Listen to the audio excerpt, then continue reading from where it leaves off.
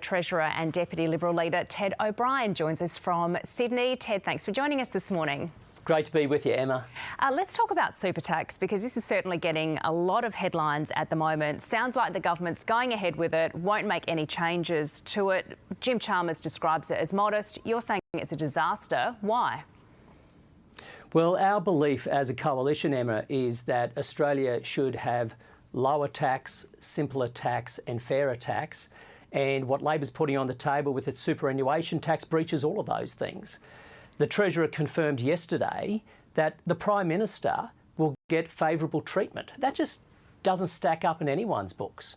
Ultimately, we're talking about over 8 million Australians who will be caught by this tax. Yet the Prime Minister, he won't be himself responsible for having to pay this annual tax out. I don't think it's fair at all. The idea of unrealised capital gains, this basically means that you can make a theoretical profit, the money doesn't hit your bank account, but you still got to go to the ATO and pay them your tax at the end of the year, even though you actually haven't seen that profit. They're not indexing this thing, which means it's actually younger Australians, everyday Aussies, who are going to be caught in the net over time. I mean, every aspect of this is looking awful, and it certainly does not align with our values as a Liberal Party or indeed a Liberal National coalition. Well, Treasurer Jim Chalmers is saying that only a really small percentage of people who have super are going to be caught out by this. And they have a lot of super in their account, so why shouldn't they pay a bit more tax? Well, the Treasurer is not being upfront about that, Emma.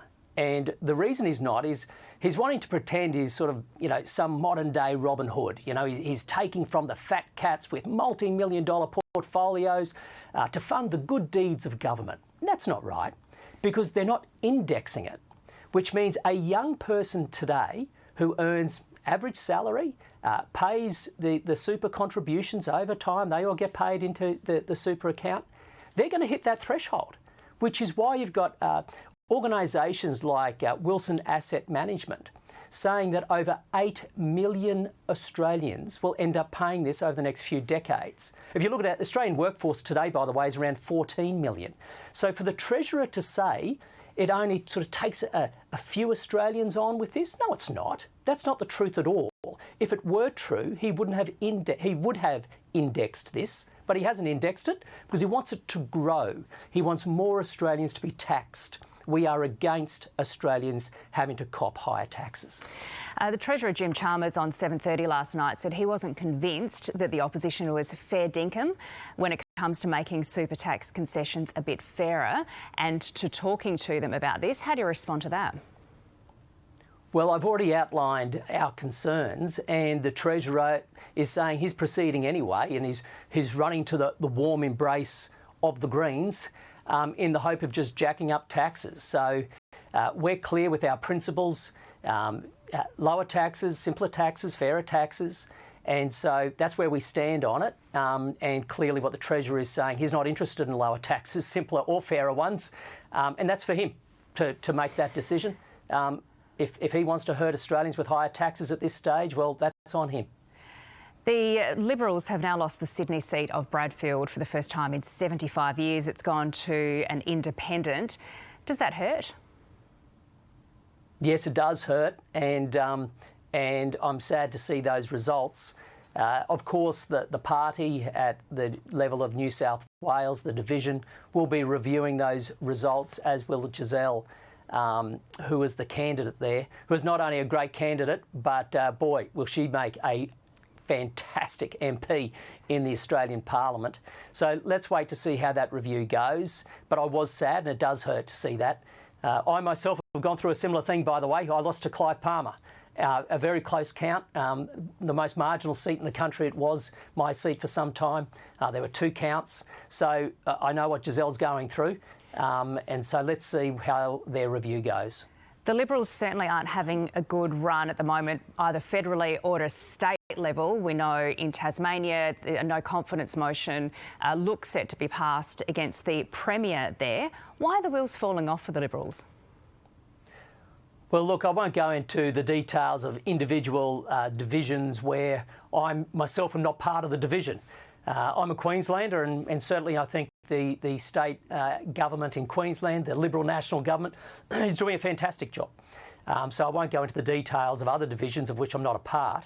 But there's no doubt at the federal level, and Susan Lee has been clear about this too, we were defeated at the election on May the 3rd, and we need to learn lessons from that.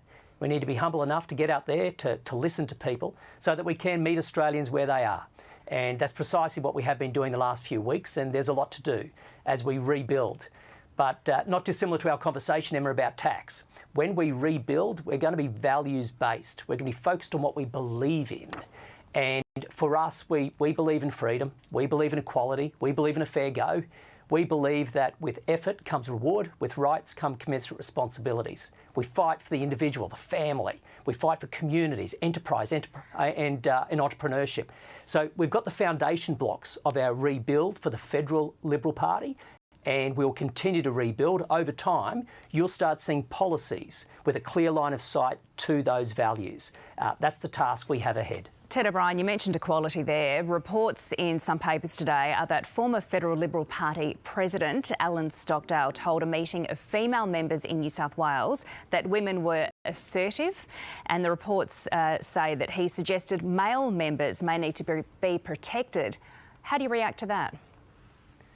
I too read that report today. I don't know much more about it other than reading one article. But what I can say, Emma, to any of your listeners, any of the assertive women out there, the Liberal Party is your party. We need more women engaging with our party, running for our party. I'm proud to have Susan Lee as our leader. I'm proud that I'm in a leadership team also with Michaela Cash and Anne Ruston. And so for the women of Australia, the Liberal Party is your party. That's my message. Okay, Ted O'Brien, thanks for joining us this morning. We appreciate it. Thanks very much, Emma.